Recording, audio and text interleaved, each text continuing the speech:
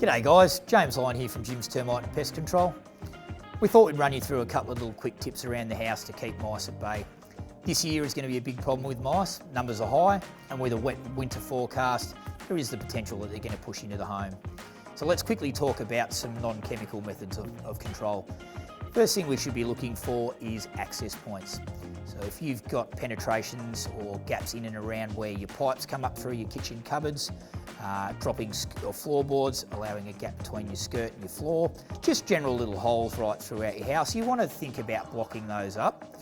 Also, a really good one to look at is your front and back door and the gap under those. So a quick trip down to Bunnings, or you could even ring up the call centre and get one of our guys to come out and do it for you.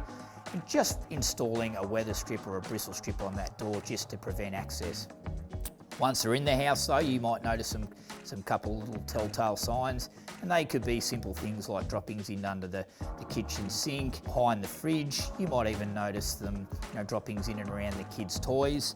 So if that is the case, the best thing to do is jump on the phone, give the call centre a call, 131 546. We'll get someone out there, do a thorough inspection and get a baiting program happening for you.